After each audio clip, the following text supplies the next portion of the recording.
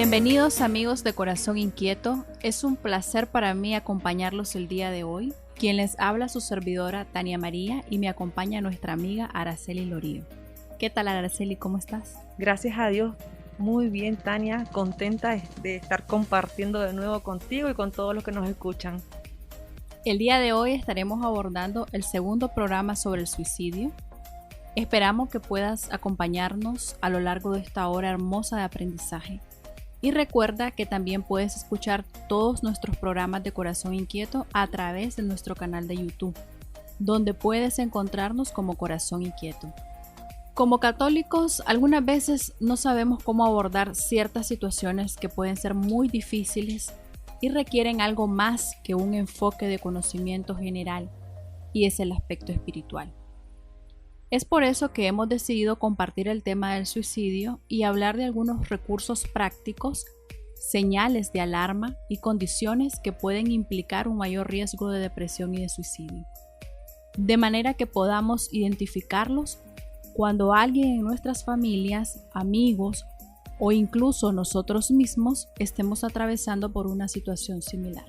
Pediremos en este momento la asistencia del Espíritu Santo para dar inicio a este programa. Oremos todos juntos.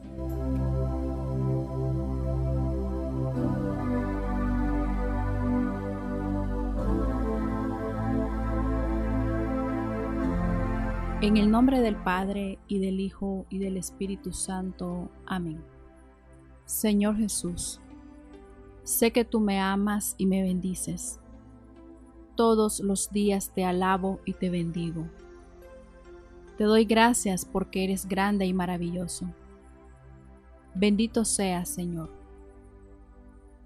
En este momento quiero entregarte, donarte todos mis problemas, porque sé que tú me puedes ayudar, porque sé que tú me puedes dar la paz que necesito. Mi buen Jesús, en los momentos de oscuridad ilumina mi vida. Sé el sol que se asoma por mi ventana. Permíteme saber hacia dónde caminar. Te pido, amado mío, que en los momentos de tristeza me des alegría. Me entrego a ti y te suplico que actúes en mi corazón. Tú sabes que necesito de ti, de tu protección, de tu fortaleza. Sin ti los problemas me vencen, pero contigo todo lo puedo. Señor Jesús, con toda confianza sé que vienes a mi vida a darme consuelo y fortalecerme con tu compañía. Ven y quédate, Jesús. Santo, santo, santo eres, Jesús, digno de adoración. Bendito seas, Señor. Amén. En el nombre del Padre, y del Hijo, y del Espíritu Santo. Amén.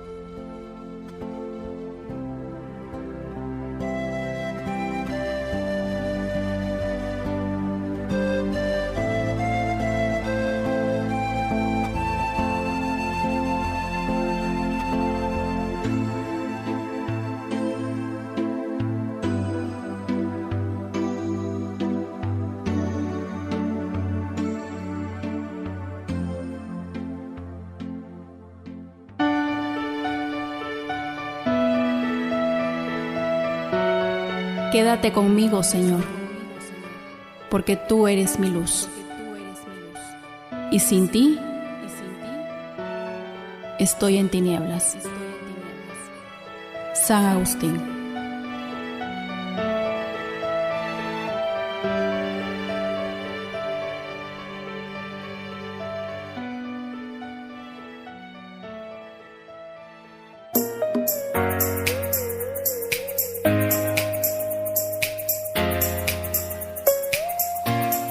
Cada 40 segundos ocurre una muerte por suicidio.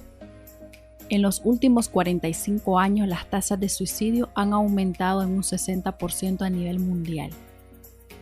El suicidio es una de las primeras causas de defunción. Ante esta problemática, Araceli, ¿qué opciones de tratamiento y terapia hay disponibles para la prevención del suicidio? Buenos días, Tania. Gracias a todos por estarnos escuchando. Y esperamos pues que le den seguimiento, ¿verdad?, a esta segunda parte de lo que es el tema del suicidio. Como trabajadora de la salud mental, yo te podría decir que hay una gran diversidad de terapias, ¿verdad?, que podemos practicar. Sin embargo, voy a mencionar algunas, por así decirlo, que son como la base principal para poder trabajar o abordar a una persona que está en una situación de querer suicidarse o tener una intención suicida. Como primera instancia tenemos lo que es la terapia cognitivo-conductual. ¿Por qué? Sobre todo lo que es la reestructuración cognitiva como técnica fundamental. La intervención de esta terapia se centra principalmente en la modificación de conductas disfuncionales, pensamientos negativos, distorsionados, asociados a las situaciones específicas y actitudes desadaptativas que tiene la persona. ¿Ya me entendés?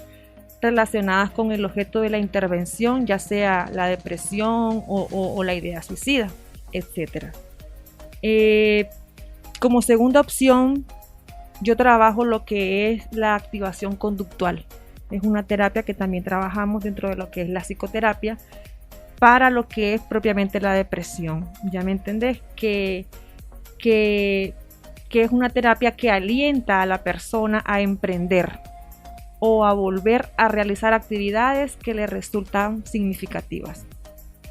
Y como tercera opción, la terapia de resolución de problemas. Como dijimos en el programa anterior, las personas que generalmente intentan suicidarse o lo hacen no tienen la capacidad para poder resolver problemas. Entonces la intención de esta terapia es incrementar las habilidades de resolución de problemas que pueden ayudar a reducir la carga que supone la idea suicida.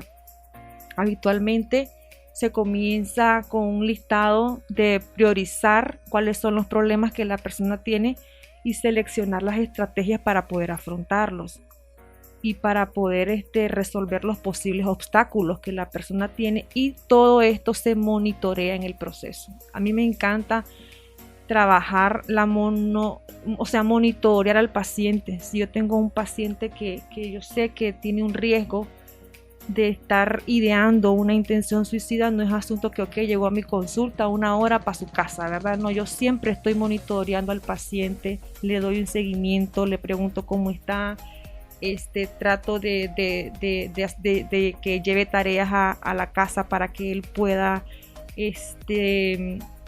trabajar y no se quede solamente con lo que pasó en la consulta. Entonces eso es monitorear y es propio de lo que es la activación conductual, de la resolución de problemas. Y con respecto a la primera terapia que yo te comenté, bueno, las personas que son especialistas en salud mental saben de lo que estamos hablando, y los que no, pues se dan una idea, porque vos sabes, son cosas técnicas, pero sí trato de explicarlo de una manera que podamos entenderlo. Y con respecto a la primera, que es la cognitivo-conductual, la idea es modificar lo que es el pensamiento distorsionado o disfuncional que el paciente tiene, ¿ya? Esas más o menos por mencionarlas. ¿Existe algún instrumento psicométrico que permita predecir el riesgo de futuros episodios de conducta suicida? Sí existe una gran diversidad de instrumentos psicométricos diseñados para evaluar el riesgo del suicidio, que suelen basarse bien en lo que es la valoración directa de ideas y conductas suicidas y factores de riesgo. También en los síntomas y en los síndromes asociados a lo que es el suicidio, como es la desesperanza, la depresión y todas las cosas que mencionamos en el programa anterior. Estos instrumentos pueden ser una gran ayuda complementaria a la entrevista y al juicio clínico, en este caso del clínico o del psicólogo o del terapeuta. Complementaria porque no me voy a basar en base solamente a lo que el instrumento me arroja, los datos que me arroja. Yo siempre trabajo lo que es la parte de la entrevista clínica. Es muy importante cómo llega el paciente, qué es lo que anda, qué es lo que te dice, qué es lo que expresa. Todas esas cosas son básicas, muy importantes. Hay pacientes que te llegan diciendo a primera instancia, ok, estoy aquí porque tengo una depresión. Entonces siempre que hay una depresión, siempre pasamos una entrevista clínica basada a que el paciente se abra, a que pueda verdaderamente expresar el fondo de lo que siente. Hay unos que en la primera sesión te lo dicen, hay otros que no, que te lo dicen después.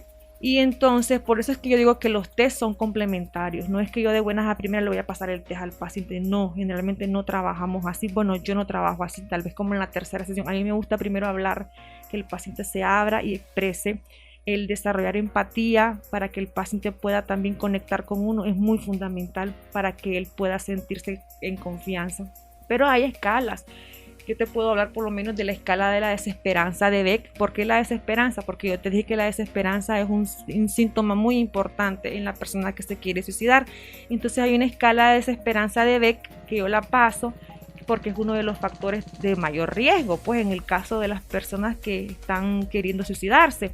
Tenemos la escala de depresión de Beck también, que también son unos ítems que son más profundos y como que puedes ver a grandes rasgos si verdaderamente la persona está deprimida. Lógicamente todo eso te lleva a una puntuación en el que vos al final puedes determinar, ¿verdad? Según las escalas. Y está también una escala de la ideación suicida, que es una entrevista para cuantificar y evaluar el alcance o la intensidad de los pensamientos suicidas. Como te digo, hay varias. Yo trabajo con estas. Para mí estas tres son como con las que yo trabajo, pero no significa que sean las únicas. Las que están a mi alcance para mí son estas y me funcionan muy bien.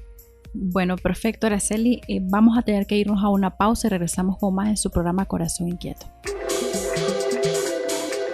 El lenguaje sucio nos hace sentir cómodos con la acción sucia, pero el que sabe cómo controlar su lengua está preparado para resistir los ataques de la lujuria. San Clemente de Alejandría.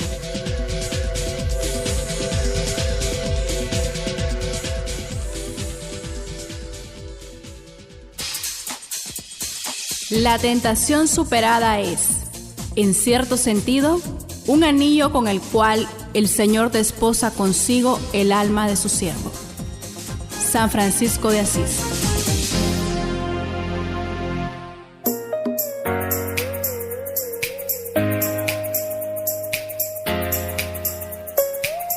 Gracias por estar en sintonía de su programa Corazón Inquieto. El día de hoy abordando el suicidio, la parte 2 de este programa. Y antes de la pausa, Araceli nos hablaba de los instrumentos psicométricos que permiten predecir el riesgo de futuros episodios de conducta suicida. Y hablábamos de la importancia que tiene la entrevista clínica sobre este tema.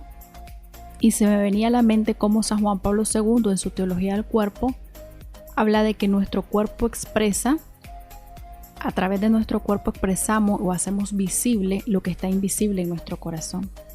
Efectivamente, ella nos decía que la parte clínica, la parte de la entrevista es muy importante porque de diferentes formas nosotros podemos expresar lo que tenemos dentro, con nuestra mirada, con nuestros gestos. Es importante ofrecerle al paciente, en psicología le llamamos el rapport. El psicólogo tiene que estar capacitado para esto, por eso es que hay gente que dice, sí, es que no damos consejos los psicólogos, nosotros tenemos una inteligencia, le llamo yo una inteligencia que te facilita a vos a poder ser empático. Es una inteligencia que el paciente se sienta que está con una persona que puede confiar. Eso es indispensable. Yo siempre digo, muchas veces la gente no quiere una mente brillante que les hable, sino un corazón atento que los escuche. Entonces, si el psicólogo puede ser muy profesional, muy capaz, está bien, yo no lo cuestiono, es indispensable también. Pero si él no tiene la parte humana, la parte de la escucha, la parte de la sensibilidad, la parte de estoy aquí con vos, si él pone, ¿me entiendes? Que sea serio, que sea parco, le digo yo, en cuanto al trato, entonces el paciente no se va a sentir bien. Cuando el paciente llega a mi consulta es importante para mí que el paciente se sienta bien. Yo no lo comienzo a decir, ve, yo soy la fulana. Yo me presento, lógicamente estoy aquí para que hablemos. Quiero que te sientas tranquilo, puedes confiar en mí. Que le generes confianza. Este es tu momento, mira, deja allá atrás y este es tu momento. O sea, yo soy y eso es indispensable. Entonces el paciente, vos ves la diferencia. La gente llega tensa, Tania, la gente llega, sí. O sea, es parte de la cultura. No podemos hablar, nos cuesta hablar de nosotros, de nuestro interior. Es fácil ir donde el médico y decir tengo esto. físico, pero cuando ya se trata, el paciente llega tenso, el paciente llega cargado, tiene pena, tiene vergüenza, sí. Entonces yo les digo, el hecho de que ya te sentes aquí, ya sos campeón o campeona, porque ya cumpliste, o sea, tuviste el valor y te felicito. Claro. Entonces creo que eso es importante, y también es importante que nosotros podamos también, aunque no seamos psicólogos, ser agentes de ayuda. Yo tengo un cursito bien bonito que tal vez un día lo vamos a compartir. Como nosotros, toda la gente no tiene la posibilidad de ir del psicólogo, entonces, ¿cómo puedo ser un agente de ayuda yo para esa persona? Y podemos ser agentes de ayuda, ¿me entiendes? Podemos desarrollar esa capacidad de cómo podemos ayudarle a las personas a escucharlos, a entenderles, a comprenderles, a no juzgarles. Hay una paciente que estuvo conmigo la semana pasada y recuerdo que me dijo, es que todo el mundo me dice lo mismo, pero yo no quiero, usted me dice cosas distintas. Todo el mundo me dice cómo tengo que resolver mis problemas, pero desde el punto de juzgar, ¿me entiendes? De exigir, pero con usted es diferente. Entonces esa es la idea de la ayuda que uno tiene que buscar y cómo yo puedo ser agente de ayuda, porque ser agente de ayuda no es solamente dar un consejo. Ser agente de ayuda es ir más allá, tener el poder de hacer que la persona crea en sí misma y en el poder que tiene la mente para llevar a cabo una acción. Eso es ser un agente de ayuda y cómo yo puedo ayudarle hacia las personas. ¿Ya me entendés? Está súper interesante ese tema. Vamos a ver en qué momento de este año lo podemos abordar. Sí, con el COVID a mí me pasó porque la gente no eran psicólogos, entonces vos podés ayudar a calmar a alguien, a que se sienta acompañado, y a veces uno no tiene las palabras. A veces no sabe qué hacer. Entonces hay cosas que te pueden facilitar, que puedes aprender de cómo podemos ser agente de ayuda, pues, ¿me entendí? ¿Qué debo hacer si estoy en crisis o si alguien que conozco está considerando suicidarse, Araceli? Esta es una pregunta pues, bastante amplia. Vamos a enfocarnos en qué puedo hacer si conozco que alguien se quiere suicidar. Lo primero es que tiene que buscar ayuda. Eso está como que no lo podemos, no podemos romantizar, ¿me entiendes? Hay que hablar. Una persona que vos sabes que está intentando suicidarse tiene que buscar ayuda profesional. Correcto. Ayuda espiritual también funciona muchísimo. La ayuda espiritual con un buen guía espiritual. No es un asunto de confesión, es un asunto de orientación espiritual, un seguimiento. Entonces vos tenés que decirle a esta persona que busque ayuda, o que vos le podés conseguir la ayuda. Si tenés algún familiar, alguna persona que tal vez vos conozcas que le pueda ayudar, con quien él pueda hablar, es indispensable buscar a la persona idónea. No cualquier persona, porque es lo que te digo, es lo siguiente, muchas veces juzgamos y la persona no necesita a alguien que lo juzgue, que le vaya a decir, ¿por qué lo vas a hacer? Es que estás loco, le dice. Ajá. Entonces ahí está, desde ahí comienza el primer paso para poder ayudar. Yo a esto le llamo factores protectores. La idea de cómo yo puedo ayudar es un factor protector. Y los factores protectores yo los puedo dividir en dos, o sea que los factores protectores son aquellos que disminuyen la probabilidad de un suicidio en presencia de factores de riesgo. Hay factores de riesgo y hay factores protectores, ¿verdad? De los factores de riesgo ya hablamos. Entonces, su conocimiento es muy importante y se puede dividir en dos, los factores protectores, en personales y en sociales, ¿verdad? Un factor protector personal que puede hacer que una persona no tenga una idea suicida o que no tenga un intento suicida es la habilidad de resolución de conflictos o problemas. Es que eso es básico. Eso es básico y yo insisto en eso, en la habilidad de resolver conflictos o problemas desde los niños, desde los niños pequeños, que ellos puedan aprender a resolver conflictos y habilidades para ellos. Tener confianza en sí mismo. Son cosas que también se vienen desarrollando en el transcurso de tu vida y tienen sus orígenes en la infancia. Habilidad para las relaciones sociales e interpersonales. Una persona que no tiene habilidad social tiene problemas también. El ser humano está dado a la relación social. El ser humano está dado a la relación social. Está dado a abrirse a los demás. Una persona que vos ves que no se abre a los demás que no tiene relaciones sociales, que no habla, que es aislado, que siempre lo vas a ver así, es una persona que tiene problemas. Desde ahí yo más o menos valoro cómo anda esa persona. Entonces, eso es muy importante. Y no me hablo a relaciones sociales, a andar en fiesta, no, a compartir, a tener tal vez no amigos, pero conocidos, ¿me entiendes? Hasta estar en comunidad, por así decirlo. Presentar una flexibilidad cognitiva, que también ya hablábamos, ¿verdad? En el programa pasado. Y hay una cosa que me llamó mucho la atención en esto, que en las mujeres tener hijos es un factor protector. ¿Ya me entiendes? En las mujeres. Porque hay estudios que dicen pues que las personas que se suicidan generalmente en mujeres son más a personas que no tienen hijos. Entonces tener hijos es un factor porque tenés una razón por qué vivir. Un sentido de vida. Independientemente de los problemas. Y para eso hay un montón de ejemplos de gente mujeres que han pasado calamidades y están, ¿me entiendes? Entonces tener hijos, no lo estoy mencionando por mencionarlo, sino porque hay estudios que nos arrojan estos datos.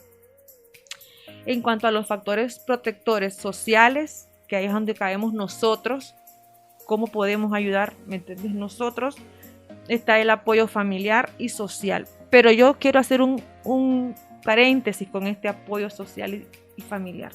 Porque a veces nosotros apoyamos, pero no somos constantes con el apoyo. ¿Ya me entendés? Dejamos al chavalo de repente. Es que tiene problemas, decís vos, sí, pero no buscás cómo ayudarle, cómo resolverle, cómo llevarlo, cómo convencerle, cómo estar pendiente de él, a veces por muchas razones, porque la gente tiene sus problemas también, tienes tu trabajo, tiene esto y estar con una persona que tiene un problema y estar queriéndole ayudar a veces puede ser desgastante. Entonces no solamente la existencia del apoyo, por eso digo, sino la fuerza y la calidad del apoyo que le vas a dar. Y es que yo lo llamo, pero ¿cuánto? ¿Cada cuánto? Entonces eso es muy importante como comunidad, como apoyo familiar, el estar constantemente y buscar con acciones, no solamente esperar el milagro de que vaya a cambiar, uno busca la acción de cómo poder ayudarle, llevarlo, convencerlo, ¿ya me entiendes? Eso principal, 1, 2, la integración social, siempre tratar de que la persona, hay una cosa que yo la mencioné en la pregunta anterior que se llama con respecto a la terapia de activación conductual, yo la trabajo muchísimo. Allá me llegan pacientes que me dicen, estoy deprimido, y una de las cosas que yo siempre le pido al paciente, hacerme una lista de todo lo que haces. No lo primero, miento, como en la tercera sesión trabajamos eso, tercera o cuarta, porque no todo lo vas a trabajar.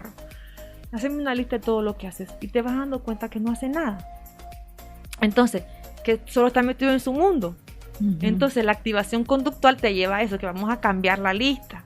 Y vamos a tratar y después hacemos la lista de problemas, la lista de lo que haces y después unificamos y hacemos una lista de las posibles cosas que vas a hacer, por eso se llama activación conductual. Entonces siempre tenés que tenerlo integrado socialmente a esa persona, llévalo a misa, llévalo a un grupo, sacalo, integralo socialmente, invitarlo a una comunidad, que conozca gente, le va a costar, pero estás haciendo algo. Entonces, tienes que integrar, pero es que él está predeprimido, pero no hacemos nada. O si lo invitas una vez y después te dice, no puedo hoy, no lo volvés a invitar. Así es. Decís, no quiere. Acuérdate que estamos hablando de personas como familiares bien cercanas, claro, que es a las que se nos facilita más.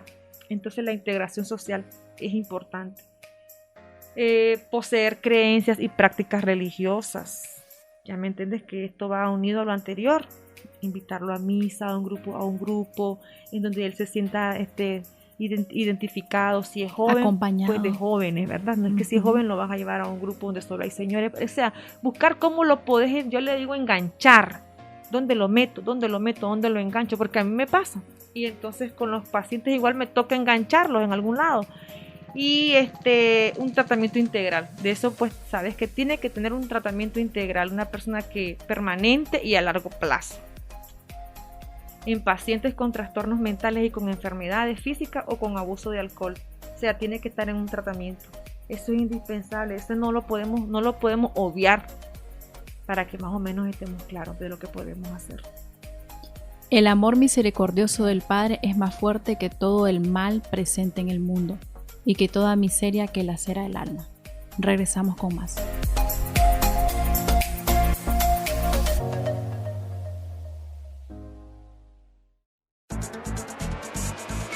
Huye del ocio, porque nadie está más expuesto a las tentaciones que el que no tiene nada que hacer. San Roberto Bellarmino.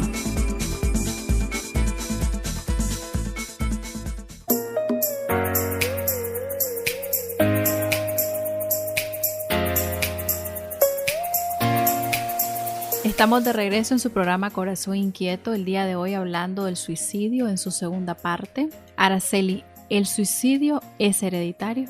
Una pregunta bien interesante, Tania. Sin embargo, como te estaba diciendo, no te puedo decir sí o no, ¿ok? Vamos a hablar porque no puedo decirlo. No puedo como profesional decirte sí o no. Voy a hablar de bases fundamentales estudiadas acerca de lo que es el suicidio y el comportamiento suicida. ¿Ya me entiendes? Entonces, en la población general, la conducta suicida ha sido estudiada que está asociada a bajos niveles de serotoninas. O sea, que hay estudios que han demostrado que las personas que han tenido un suicidio consumado han tenido bajos niveles de serotonina, que es una hormona que funciona como neurotransmisor. Se maneja que las personas con concentraciones bajas de esta hormona es causa de depresión. ¿Ya me entiendes? Desde el punto de vista biológico, por así decirlo. Eso es lo que manejamos. Te indica que puede haber un factor de que hay una hormona o un déficit de hormona, que es un neurotransmisor que puede hacer que vos te deprimas, ¿verdad? Eso por un lado. Ahora, los antecedentes familiares de suicidio en las familias aumentan el riesgo de la conducta suicida y especialmente en el género femenino. Y cuando el intento o el suicidio consumado, quien lo hizo fue un familiar de primer grado. Cuando hablamos de familiar de primer grado, papá, mamá, tíos. ¿Ya me entiendes? Entonces, sí hay, por eso es que vos ves en familias que a veces el chavalo se suicidó y hay un antecedente de suicidio en la familia, pero esto se maneja por patrones generacionales, podríamos decirlo. ¿Y qué es un patrón generacional? Es un patrón que se hace por medio de la observación y el aprendizaje de costumbres, los cuales pasan a nuestros pensamientos y a nuestras emociones y son expresados por medio de acciones y de comportamientos. Entonces, ¿qué sucede? Por lo menos vos tenés el caso de un abuelito, todavía es de primer grado. Entonces vos te quedás con eso en tu vida, inconscientemente, y en algún momento que vos venís y te encontrás en una situación, entonces vos lo aprendiste y creíste que también podés hacerlo. Hay muchos temas que se aprenden en patrones generacionales, no solamente el suicidio, el alcoholismo, un montón de cosas, divorcios también. Hay cosas que se manejan de problemas o temas transgeneracionales que no es que se hereden en sangre, me explico, no es que se herede en sangre, es un patrón generacional de comportamiento. No sé si me estoy dando a comprender. Sí, es como que lo aprendemos, ¿no? Sí, pero no es que lo heredás. Correcto. Ya me entendés, y a veces hasta de cuarta generación atrás, y vos decís, ¿cómo es posible? Si yo ni conocía a ese familiar, pero sí, es transgeneracional. Hay un tema bien bonito en la psicología que habla sobre eso, de cómo yo puedo estar continuando problemas o conflictos de generaciones mías ancestrales de cuarta generación, y voy a decir, pero si yo ni los conozco, y entonces eso es, pero no es genético, no es hereditario de sangre. Con respecto a la serotonina, pues sí hay un factor biológico, y eso yo ya lo había leído y lo había visto y lo había estudiado, que hay hormonas que pueden inducir la falta de ellas, estados de ánimo. Entonces, así como uno maneja estas cosas, lo importante de uno es saber y leer, ¿verdad? Porque así uno le puede dar un mejor seguimiento al paciente. Yo con los pacientes, por lo menos, que son deprimidos, yo trabajo hasta lo que es la dieta de ese paciente, porque la alimentación tiene mucho que ver en cómo uno puede, la alimentación tiene una influencia en tu estado de ánimo. Entonces, por lo menos, los alimentos que son ricos en triptofano, por ejemplo, todo lo que es, aumentan los niveles de serotonina. ¿Ya me entendés? Entonces vos los mandás a que hagan una modificación en su dieta, por lo menos el pollo, el pavo, la leche, el queso, el pescado, los huevos, las semillas de ajonjolí, las nueces, el maní y la mantequilla de maní te pueden aumentar los niveles de serotonina, que la serotonina es un neurotransmisor que puede ayudarte a influir en lo que es la depresión, en dependencia de cómo estén sus niveles. Entonces, todas esas cosas uno las trabaja también dentro de lo que puede. Cuando el paciente a veces pues ya no, tú has hecho todo lo posible a nivel psicoterapéutico y no miras cambio y la conducta está en riesgo, yo siempre pues hay que hacer una valoración psiquiátrica, ¿me entendés? Por la parte farmacológica, pero como clínica yo no trabajo la parte farmacológica. Siempre se hace todo lo posible por trabajar la parte de la psicoterapia. Eso es muy importante. Para evitar que el paciente llegue a eso. Para evitar, pero en algunos casos. Si vos miras que ya no, entonces sí, porque pues así como también hay fármacos que pueden ayudar, ¿me entendés? Pero pues nosotros, en mi perfil como psicoterapeuta, yo no soy de fármacos. Siempre se hace lo posible. Aparte que así mi alma mater, que es la UNAM León, donde me sigo yo profesionalizando, 0 fármacos. Trabajamos lo más que se pueda. Trabajamos incluso terapias de meditación, un montón de cosas. Hay muchos avances ahorita que pueden trabajar incluso y que pueden tener incidencia en lo que es el sistema nervioso a nivel terapéutico, como la meditación, la relajación, pero es un proceso, lógicamente. ¿Ya me entendés? Tratamos, pero si no, pues ahí pues ya sería pues con un médico que tal vez, pero de buenas a primeras pues no. Sí, todo esto tiene que ver con un estudio previo, ¿no? Del paciente. De la persona. Sí, claro que sí. ¿Cómo ayudar a los familiares de una persona que se suicidó? ¿Debe acudir a una terapia? Quiero que comprendamos que si ya nos metemos a hablar de duelo, ya aquí en el programa de Corazón Inquieto creo que hemos abordado un tema de duelo. Sí. Y abordamos, recuerdo, algunos tips o algunas recomendaciones para hablar sobre el duelo del COVID, que al final pues te funcionan para otros tipos de duelo. Pero cuando hablamos de un duelo, porque vamos a hablar de un duelo por suicidio, si bien es cierto, el impacto es el mismo, porque es una muerte, pero el duelo por suicidio es un duelo con características diferentes y específicas. Yo diría que es un duelo, todos los duelos duelen, valga la redundancia, porque la palabra duelo, doler, ¿verdad? Todo, pero un duelo por suicidio, como me decía el padre ayer que estuvimos hablando, la gente hasta se avergüenza muchas veces por decir que se suicidó y te lo dice calladito. Nunca te has fijado de qué murió y se queda. Entonces, eso es duro. Por eso es que digo que es un duelo que tiene unas características muy específicas y se queda que uno no sabe porque el pariente, la mamá, el papá, el hermano, lo que sea, ¿me entiendes? Antes era peor, antes no se podía hablar de eso, no podías hablar de ese tema. Ahora no, ahora como estamos pues más acostumbrándonos más a poder abordar diferentes temas que antes no se abordaban con facilidad, con expresión, ahora sí. Entonces, yo siempre trabajo con las personas, son 3 cosas muy fundamentales que tienen que trabajar cuando se trata de un duelo por suicidio. Que es lo primero, es que aceptar que lo ocurrido es un hecho que habrá cambiado para siempre tu vida, ¿verdad que sí? Como un duelo, y que nada va a volver a ser igual, pero que esto no significa que no vayamos a continuar a seguir adelante.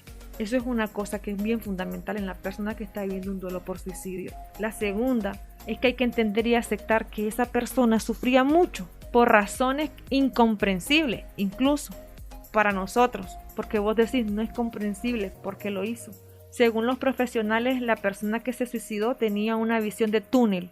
La visión de túnel es que solamente ves en el centro y no ves alrededor. O sea, tu finalidad es lo que vos ves aquí y tu objetivo es morirte. Y no ves alrededor todas las posibilidades que vos tenés. Entonces es una visión de túnel. Y que no encontraba otra salida para su sufrimiento. Entonces tenemos que entender y aceptarlo, por muy duro que sea. Y la tercera es que hay que respetar que fue su decisión. La equivocada y la peor de su vida, pero fue su decisión y también tenemos que respetar. Y por último, entender que su sufrimiento le hizo pensar que estaríamos mejor sin él, que con su muerte nos iba a aliviar la carga, ¿Ya me entendés? Que no quiso hacernos sufrir, aunque no supuso que la pasaríamos muy mal. Y nunca imaginó el dolor tan grande y permanente que íbamos a causar, que nos iba a causar. ¿Me entendés? Entonces tenemos que aprender a perdonarlo y a perdonarnos nosotros, por ser simplemente humanos. Si esta persona que está viviendo un duelo por suicidio no puede hacer esto, sí necesita ayuda. Porque necesita ayuda. Hay que mandarla a terapia con un guía espiritual muy bueno, si no tiene esto, que generalmente pues es difícil. No se debe desesperar de la salvación eterna de aquellas personas que se han dado muerte. Dios puede haberle facilitado por vías que Él solo conoce la ocasión de un arrepentimiento saludable. La Iglesia ora por las personas que han atentado contra su vida.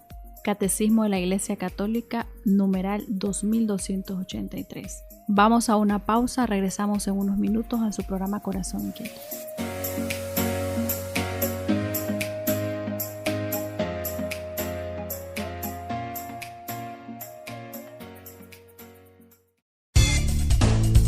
Haz siempre algo que valga la pena.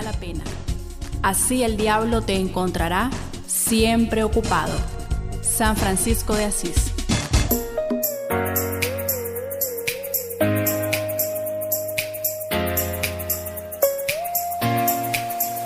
Gracias por seguir en sintonía de su programa Corazón Inquieto. El día de hoy hablando de la segunda parte del tema del suicidio. Araceli, ¿qué pasa con el alma de una persona que se suicida?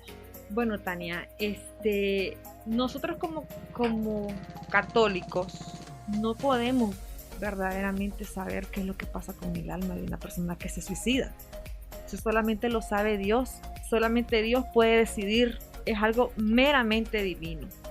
No podemos tener una respuesta. ¿Por qué es algo meramente divino? Porque solamente Dios tiene la última palabra y la voluntad acerca de dónde envía a cada quien, porque acordémonos que para Dios un segundo puede ser 1000 años. Entonces uno no sabe si al final, en el momento de la persona de desesperación, si tuvo un segundo de instante de vida, vos no sabés si verdaderamente se arrepintió de lo que estaba haciendo, si le pidió perdón al Señor. Vos no sabés, solamente Dios lo sabe. Entonces, como cristianos, como católicos que somos, no podemos andar juzgando, no podemos andar queriendo saber una respuesta de eso. No podemos andar queriendo decir si se condenó, si no se condenó. Es más, antes, ¿qué es lo que dice la Iglesia Católica sobre el suicidio a la fecha de hoy?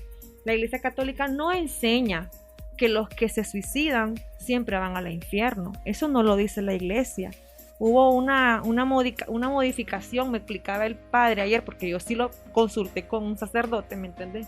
Porque quería pues estar clara de esto, que hubo una modificación hace unos años en donde la Iglesia cambió de perspectiva acerca de lo que es el suicidio, porque si vos te acordás, antes a las personas que se suicidaban no les hacían misa. Correcto. Se suicidaban y no había misa, solamente lo velabas en tu casa y para el entierro. Ahora no, ahora la persona se suicida y vos perfectamente puedes hacerle su misa, puedes orar por ella, puedes llevarlo a la iglesia. ¿Por qué? Porque más bien la iglesia lo que hace es que los confiamos a esas personas a la divina misericordia de Dios, ¿verdad? Con la esperanza y la creencia de que la divina misericordia de Dios es mayor que una decisión debilitada, defectuosa, como es una víctima de suicidio. Eso por un lado. Por otro lado, la iglesia no condena ni juzga a la persona. Hoy la iglesia mantiene un pensamiento en que si la persona tomó esa decisión es porque estaba enferma mentalmente, no estaba bien, no estaba en sus razones, por lo que sea, por una depresión, por un trastorno, por lo que sea. Y como consecuencia de ese problema que tenía, entonces la persona llevó a cabo la decisión de quitarse la vida. Y eso disminuye la responsabilidad de quien se suicida. ¿Me explico? Entonces esa es la percepción que tiene la iglesia con respecto a este tema, porque es bueno aclararlo, porque muchas veces creemos como cristianos que la gente que se suicida pues no se va a condenar o no va a gozar de la gloria eterna, y eso no lo podemos decir, porque el Señor, nuestro Dios, tiene la última palabra sobre eso. Es lo que yo te puedo decir. Sí, y de hecho en el Catecismo de la Iglesia Católica pues nos decía que Dios puede facilitarle por vías que solo Él conoce a esa alma. O sea, así es. no sabemos qué realmente pasa. Como decimos, si en su último momento él se arrepintió. Sí. Y Dios tomó esa alma y en su misericordia, pues. O Dios valoró que no estaba en su pleno juicio en ese momento para tomar esa decisión. ¿Ya me entendés? Entonces, todas esas cosas, como te digo, es un misterio. Son cosas meramente divinas. Son meramente divinas. Al final, pues, solo Dios sabe.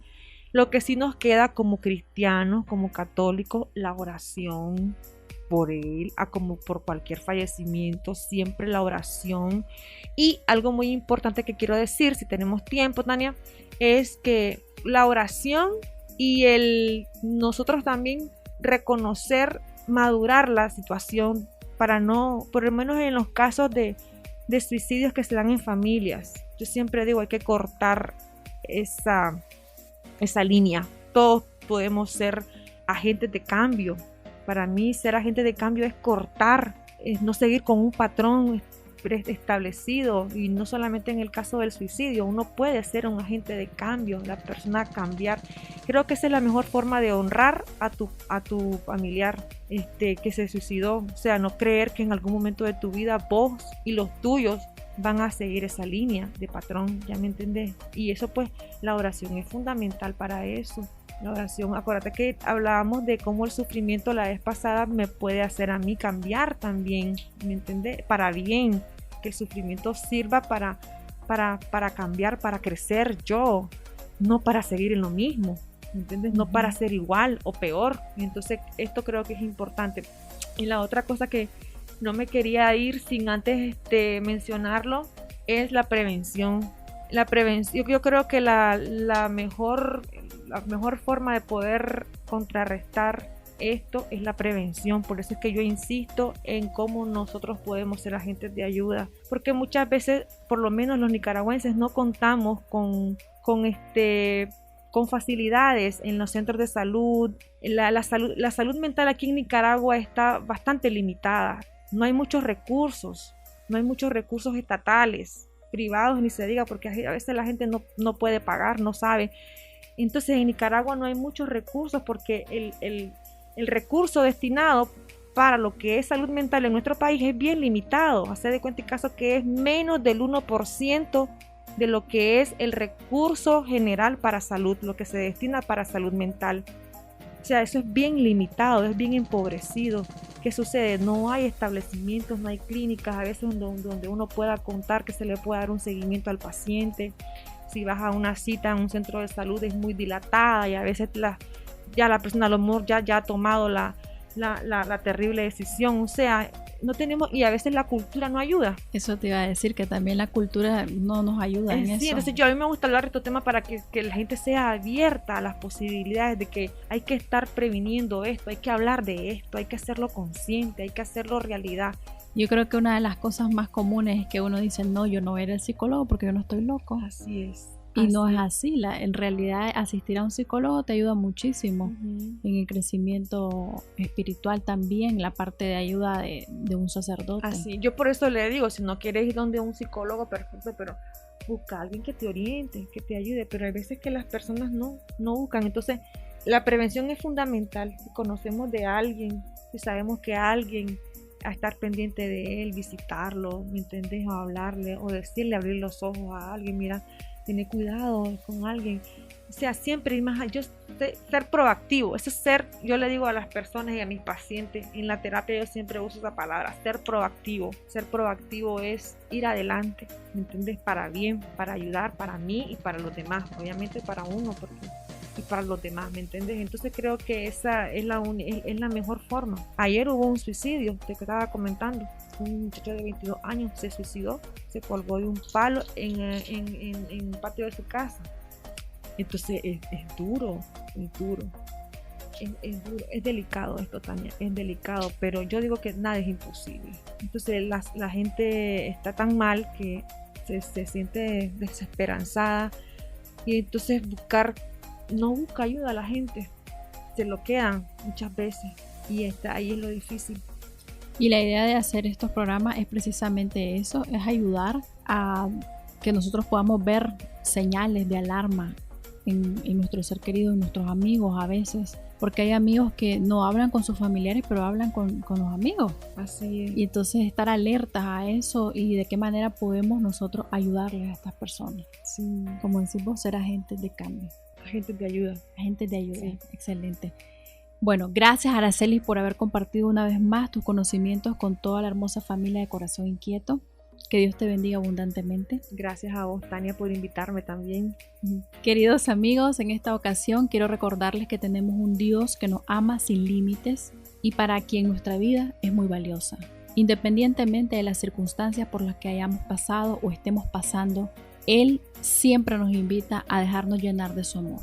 La Iglesia Católica ora por las personas que han atentado contra su vida. De aquí la importancia de que nosotros oremos y ofrezcamos misas por quienes se quitan la vida del mismo modo que se haría por cualquier ser querido que falleciera. Hemos llegado al final de este programa, esperando que la información compartida sea de mucha ayuda en nuestras vidas.